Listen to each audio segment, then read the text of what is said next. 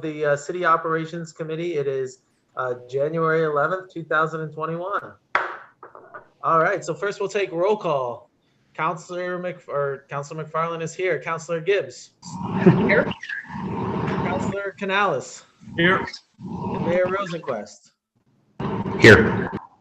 And I see here we also have our city clerk here. And our agenda is pretty light so far this year. This meeting.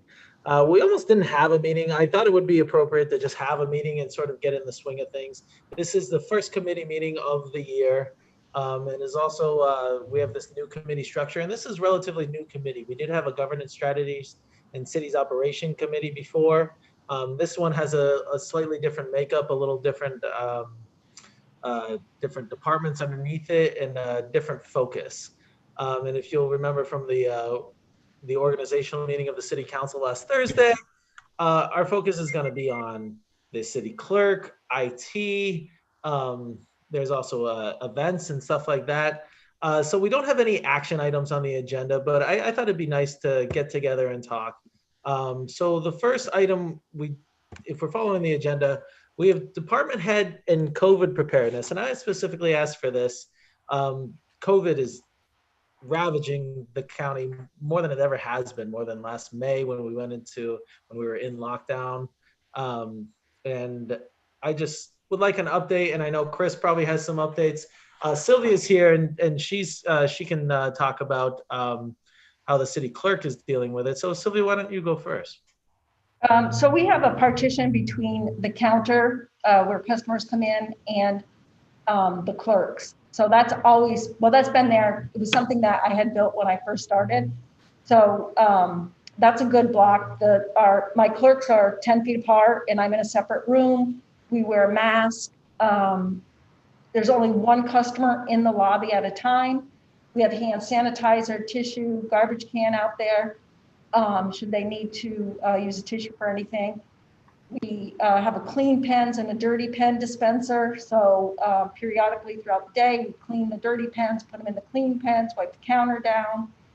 At the end of every day, we wipe down all the common use equipment. And we also have those supplies during the day should we feel we personally need to do more than what maybe is suggested.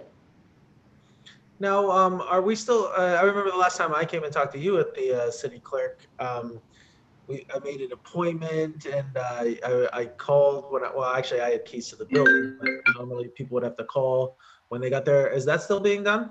No, actually, because we've always had this, well, not always, since we opened up in June, we had the sign on the door, one person in my waiting area at a time, but there's enough chairs in the lobby and there's enough spacing, or not the lobby, but the atrium area for people to wait. So I didn't really feel the need.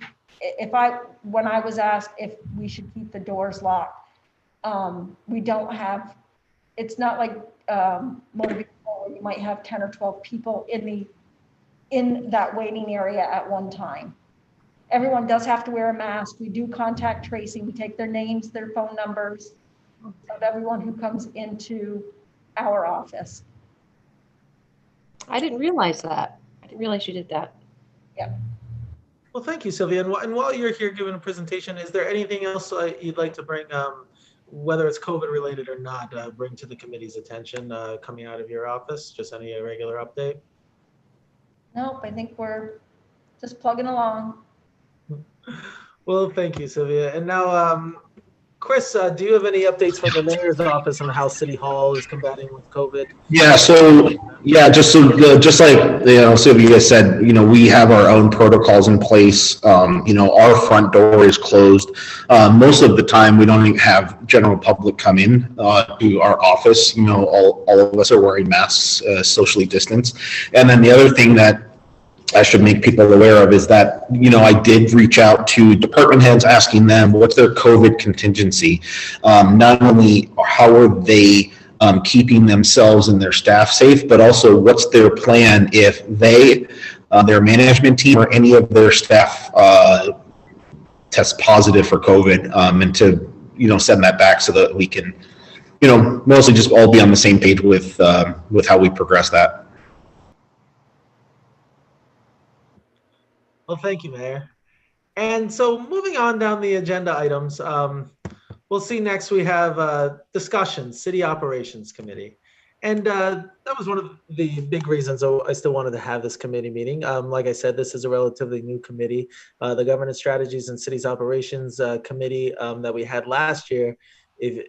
Jamie, if you watched any of those meetings that when Ira was the chairman, you'll find that probably about 95% of them was discussing community development.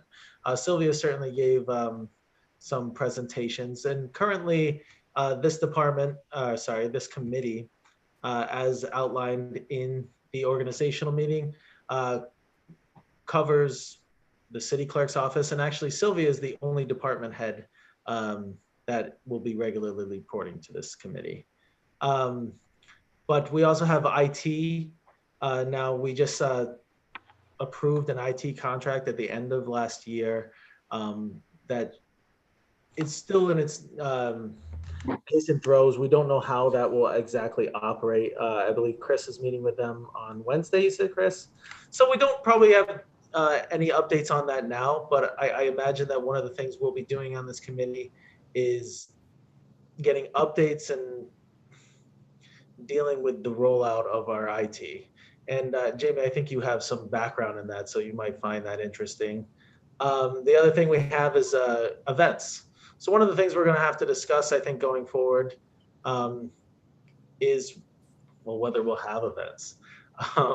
Last year, I know we still had fireworks, but I know that members of the city council paid money to get that happen. I think the mayor actually laid out quite a bit of money to get those going. And I think then the mayor might look into hiring an events coordinator if events do come up. Yeah, thanks for that. So yes, we do have money in our budget for staffing a staffing an events coordinator, communication / position. And I just recently got the job description for that. Right now, I'm just thinking through the timing for something like that, especially if there's a question on whether or not we're going to have events. So my clear intention is that we do have events, and obviously it's going to be based on where our vaccination schedule is, where COVID, where our numbers are. As we saw over the course of this year, there were a number of very large events that happened in the city of Plattsburgh where we did not see bump in our numbers, but that does not necessarily mean we want to risk anything like that. A lot of the bumps in our numbers right now we're seeing from one-on-one family contact from vacationing, Thanksgiving, New Year's, Christmas. But like I said, we're going to remain vigilant in stopping the spread, which means we're currently not going to outwardly express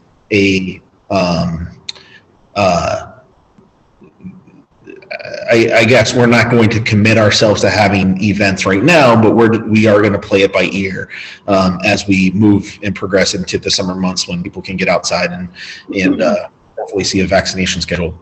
That being said, I'm not right now actively seeking somebody for that position. I will likely work with Dean to do a search of some sort, to post something on our channels, on Indeed, if we have that, and Craigslist to find the right fit for that position. So, Patrick, can I chime in? Absolutely.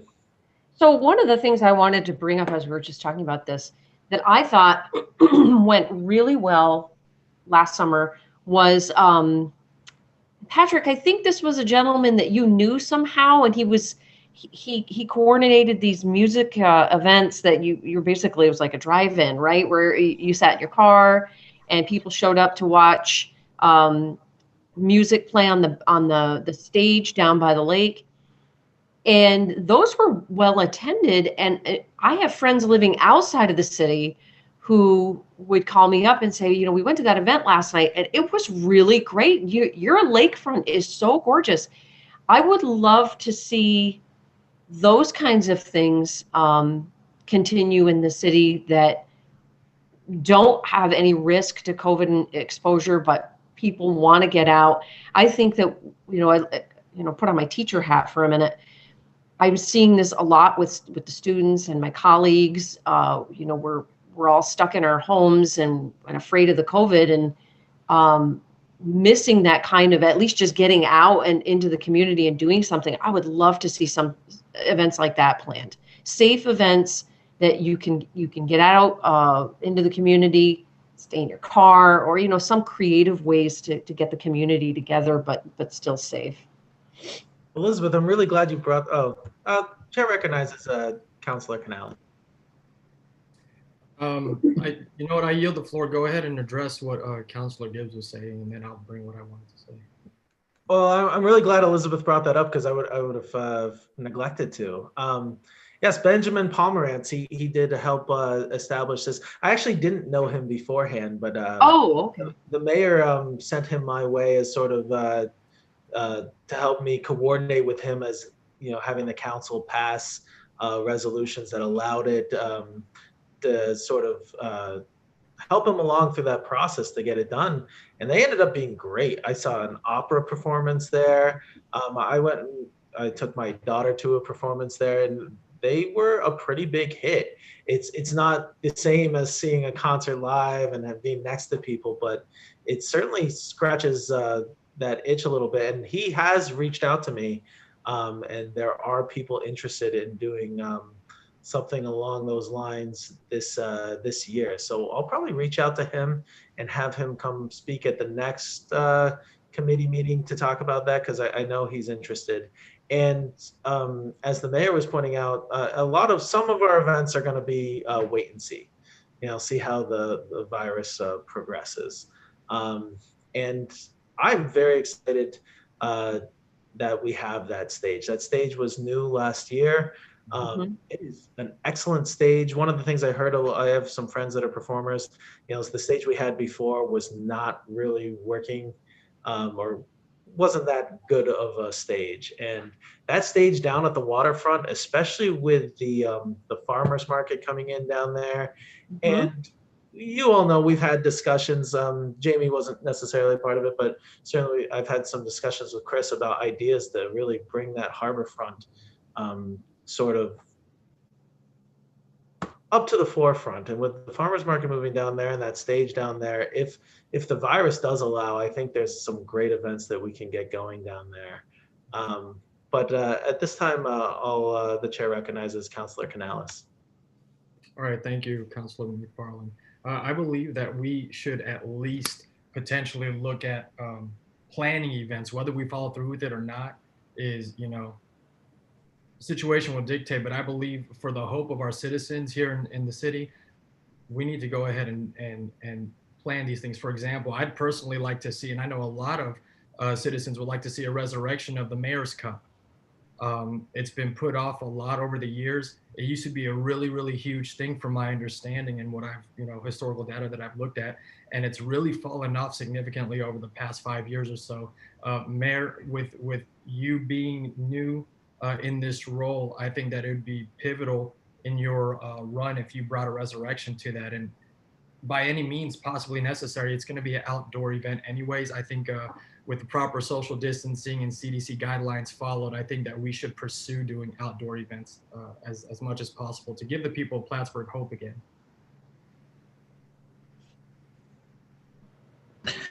Yeah, to address that, we do have, and we have reached out to the organizers of both the Mayor's Cup and the Battle of Plattsburgh. The timeline wise, I do agree with you, Councilor Canales, and I think that's something that we will start to look at planning immediately. It's not something that's urgent for us to start organizing now, but we have been in touch with them. They're aware that we're interested in chatting with them, and they, like I said, we touched base with them already to take a look and starting that process, because I agree, we don't want to, we certainly don't want to get to June and say, oh yeah, we should have an event. No, we want to take a look at that earlier on in the year and maybe late spring to really start to plan for the potential of an outdoor event. But again, it's not something we want to. We don't want to invite the spread of COVID. We want to, remain diligent and, like you said, play it by ear as the year progresses. Yeah, and Mayor's Cup is certainly a big thing. And I know last year it didn't happen, but the Sunrise Rotary came, and they were actually planning on hosting it for the first time ever at the city beach, or right next to the city beach. So those are options to certainly look into if in fact we can have those events. And so Jamie, we should certainly keep an eye on that and bring ideas to the forefront sooner than later. With that in mind, so we're just discussing the committee. Does any other committee member have any recommendations or thoughts about what they hope this committee can address and things like that going forward? Can I chime in, Patrick? Is that okay? I think we have a firm understanding. The city clerk is a pretty straightforward, explanation in our committee explanation, and same thing with IT. The media communication and the community events. I really I want to see both of those aspects of the city really developed better this year. I think that we have a lot of people on council who feel this way. I would really like to see our website updated, streamlined. When we had those livable community committees meeting and reporting out last year, one of the things that, no, it wasn't last year, excuse me, it was in 2019. One of the things that came up in those discussions was having better links within our website, within our website to locations, events. I think our city webpage needs a serious overhaul. And so I don't know if that can be in any way tied into our IT work that's happening. I really don't know. But definitely that would fall under media and communications. And I think we all really agree on the community events. One thing I really want to see happen this year in terms of community events is a lot more happening on our lakefront. Both the city beach and that lakefront down by the farmers market and, in that area, we have beautiful lakefront, and I want to see more community events happening there. Especially the beach, because you can social distance there. You've got all kinds of opportunities. It's beautiful. So those are a couple of things I'd like to just add to the discussion. Thanks. And Jamie or Mayor Rosenquist, do you have anything that you'd like to address as far as that goes? No, I would concur that we just had a kickoff meeting today with Department of State regarding Harborside and the Harborside Master Plan grant, and so we will start to see much more of a comprehensive plan for that area of our city. It's one of our gems that we need to start investing in, and I think that's I should say that we need to continue that investment in, because we have seen some work starting to get done down there, and as that grant progresses forward, there'll be a much more clear picture as how do we utilize that piece of property in the city, and then to Elizabeth's point, to Councilor Gibbs' point, 100%. There is an effort right now to identify some low-hanging fruit projects on the beach, in that beach property, to start to again ramp up to planning on an opening in the summer. rather than waiting to figure out if we are going to open. Regardless, there are projects on the beach that we do need to address. We need to address the issue with the bathhouse. We need to address the issue with the stanchions, and just the look and feel and the quality of in the parking lot as well as that storage building down there. So these are items that we have talked about with Mike Bissett, and that will also be something that we keep everybody in the loop, either through discussing events or through the infrastructure committee. But either way, I think we are 100% in line with the thinking that leveraging our waterfront to attract more people, to use it for events, and then to also make sure that we're investing in those properties accordingly. And Jamie, did you have anything you wanted to add? With regard to the IT contract, I haven't seen it. I've heard a little bit about it, but Councilor Gibbs, you made a good point about the website. Now, Mayor, that's going to be completely separate from the SimQuest, correct? Because that's UI, UX, SEOs, and all of that other stuff. So I'd like to help with that as much as possible to make sure that the website gets updated properly. Yeah, no doubt. And you're right that the IT contract with the managed service contract and the infrastructure build out is going to be separate from the website build out and management, as well as the social media management. But you're right, and part of that is both you and Councilor Gibbs is accurate on the fact that we need to have attention on our social outreach. We need to have attention on these digital platforms that we reach to our community. We can do a much better job, especially in time of COVID, and we're all in different rooms right now. But our ability to push out a significant amount of information lies within our ability to leverage our social and digital platforms. And we can do a lot better job at that, and we will start to look at that position itself. Clearly indicates that that's the role for that position, to start to manage that flow of information. Thank you. And there's a couple things that I thought of as you guys were talking. One, as far as IT goes, one of the things that Jamie, you'll hear me complain about quite a bit is our email. I would love a better email system. I constantly in my work email, right? I use Gmail.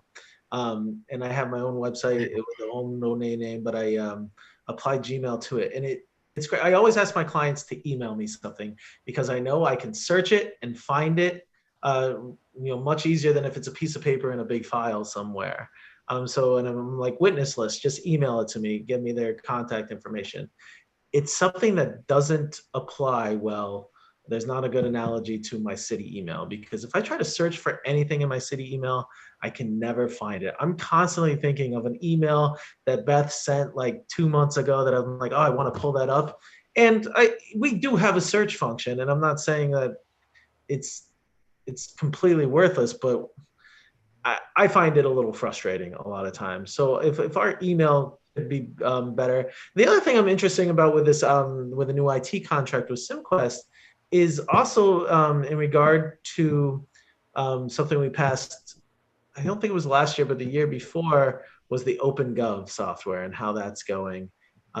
Because I know there was some growing pains with that. And so that's something to look into.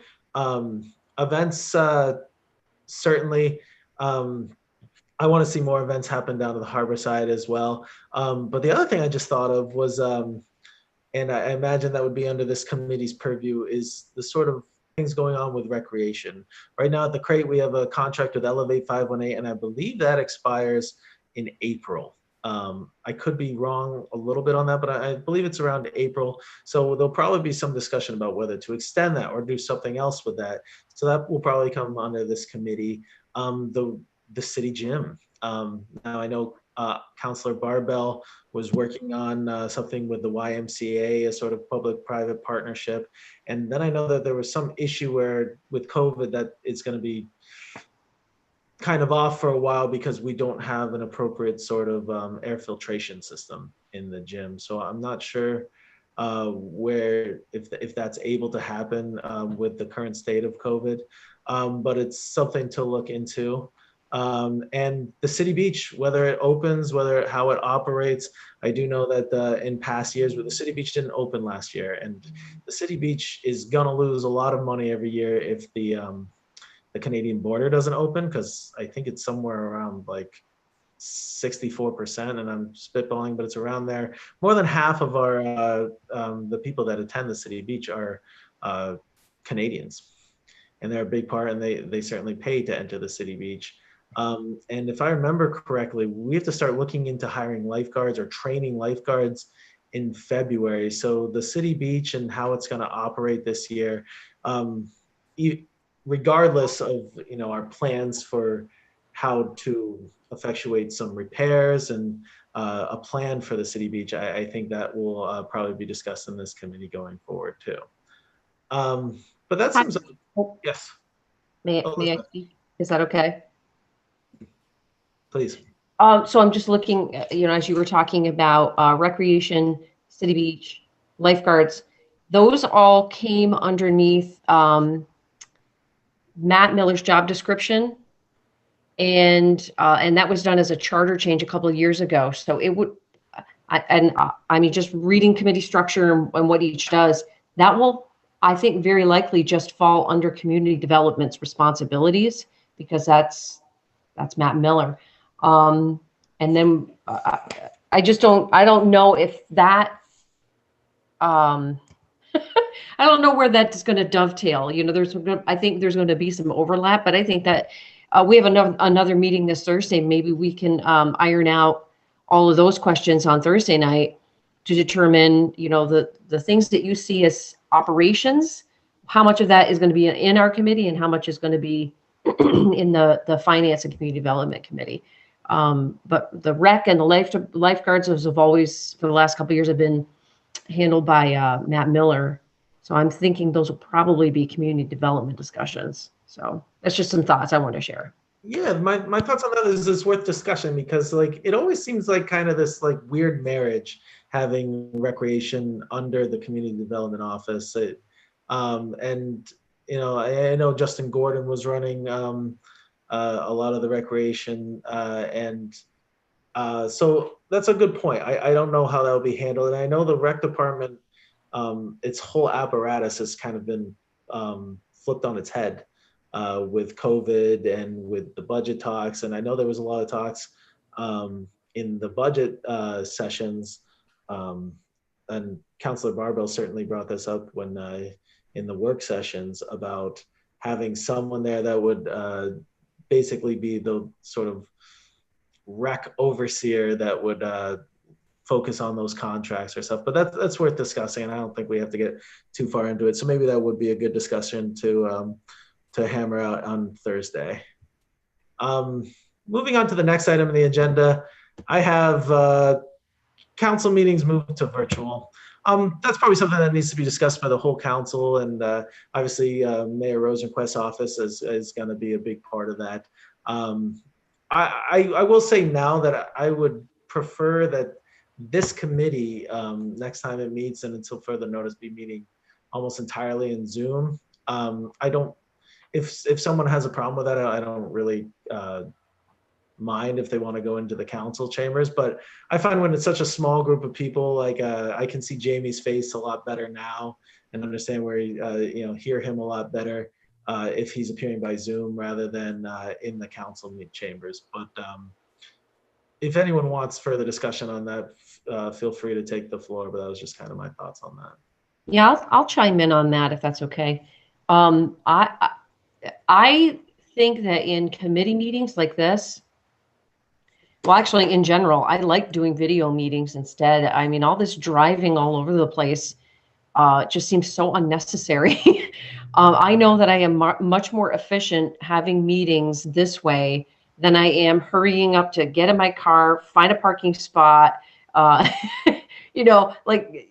the things, all the moving parts of driving somewhere for a meeting, and when we don't really need to. So I am completely fine with holding meetings by Zoom. So I just want to echo that. Mayor Rosenquist or Councilor Canales, do you have any input on that you'd like heard? No, sir.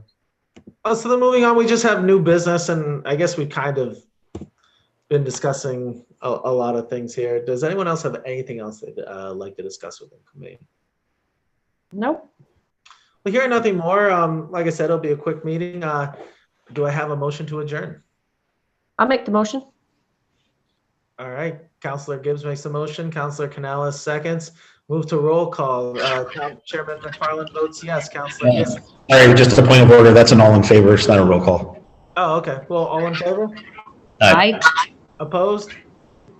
So that motion passes, and the meeting is now hereby adjourned at 5:32. All right.